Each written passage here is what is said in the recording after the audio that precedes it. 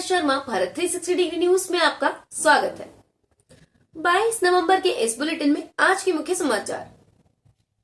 प्रधानमंत्री नरेंद्र मोदी ने कहा, मथुरा के कण कण में कृष्ण समाये हुए हैं। यहाँ वही आते हैं जिन्हें कृष्ण और श्री जी बुलाते हैं। यह तो श्यामा शाम का धाम है। ब्रज की रज पूजनीय है। इसमें राधा रानी रमी है। विश्व की यात्रा का जितना लाभ होता है उतना अकेले ब्रज की यात्रा करने से मिल जाता है।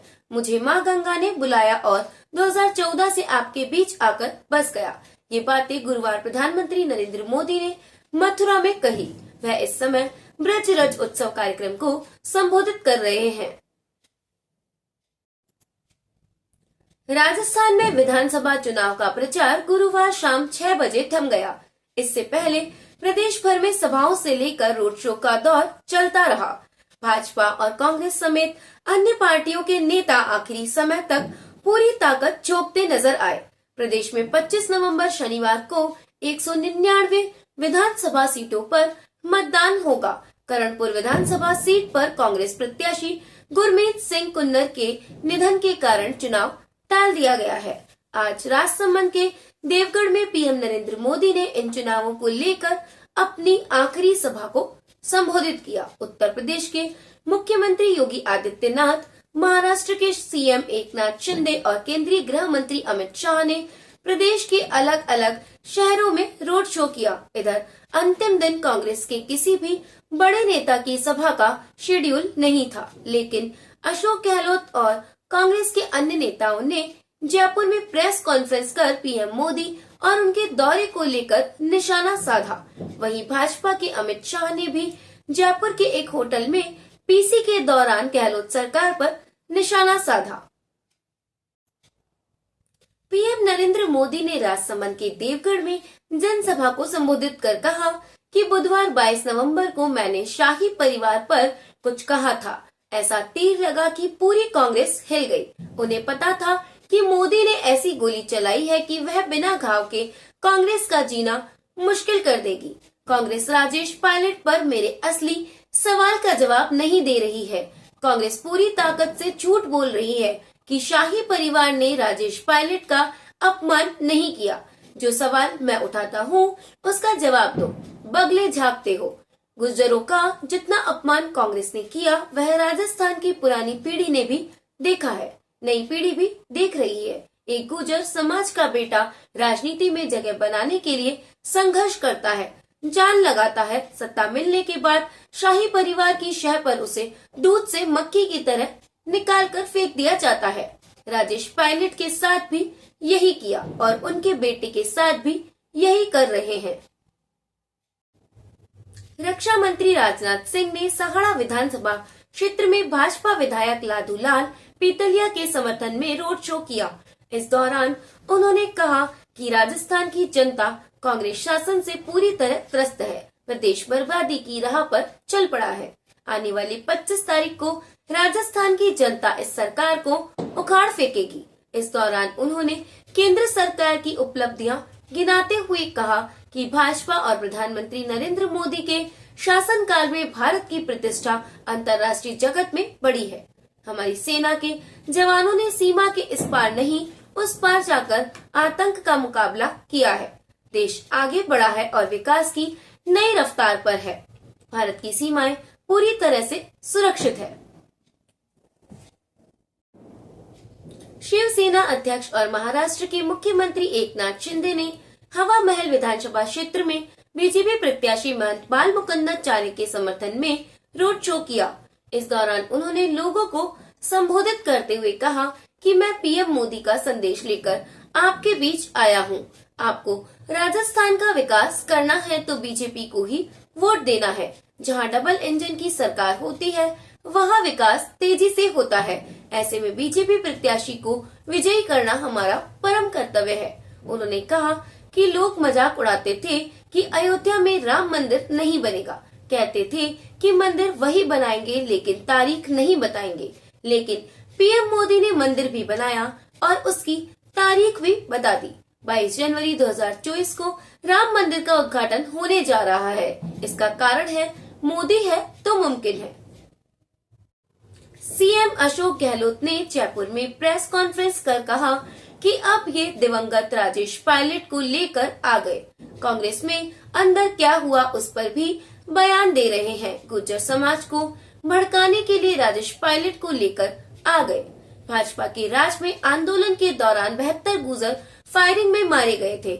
सोहेला में गोलीकांड में किसान मारे गए। मेरे राज में गुर्जरों पर गोली तो छोड़िए, लाठीचार्ज तक नहीं होने दिया।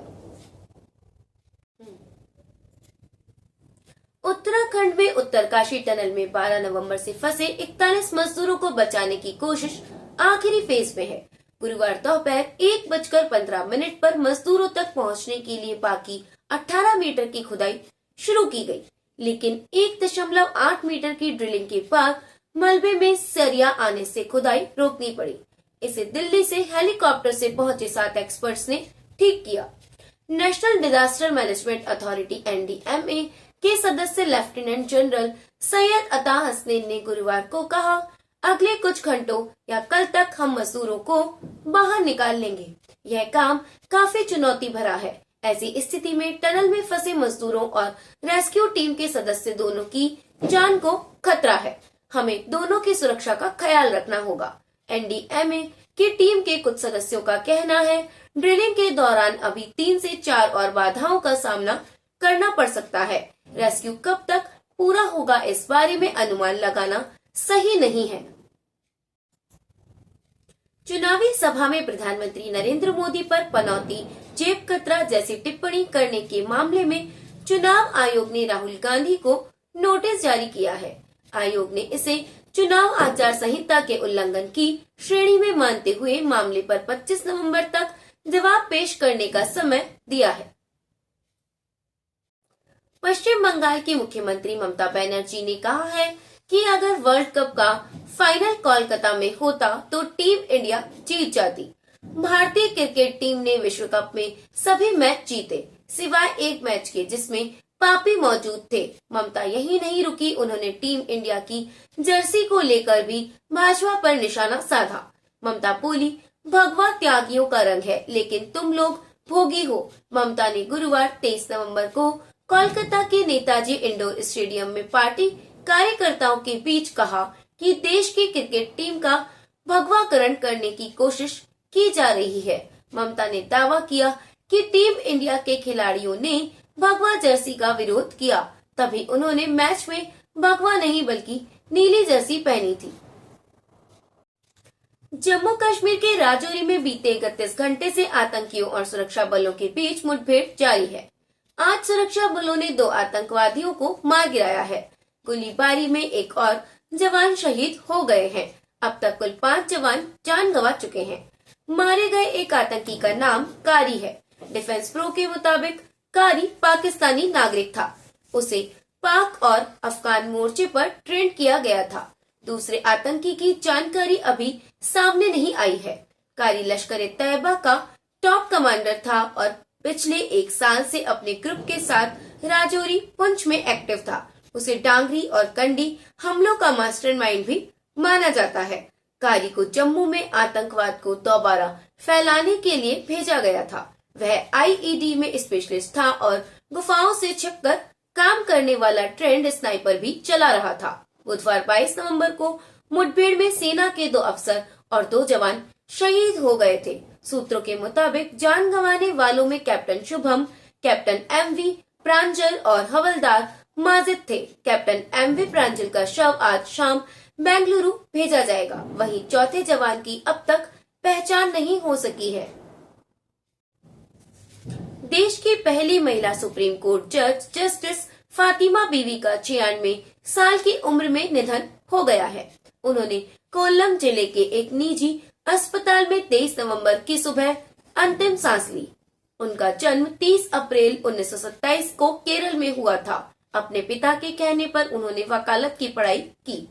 1998 में वे सुप्रीम कोर्ट के जस्टिस बनी और 29 अप्रैल 1992 तक इस पद पर बनी रही। रिटायरमेंट के बाद वे नेशनल ह्यूमन राइट्स कमीशन की सदस्य रही। बाद में उन्हें तमिलनाडु गवर्नर का पद भी मिला। राजीव गांधी हत्याकांड के 4 दोषियों की दया याचिका को अस्वीकार करने के बाद उन्होंने गवर्नर पद से इस्तीफा दे दिया था। इसी के साथ आज के समाचार समाप्त हुए। नमस्कार।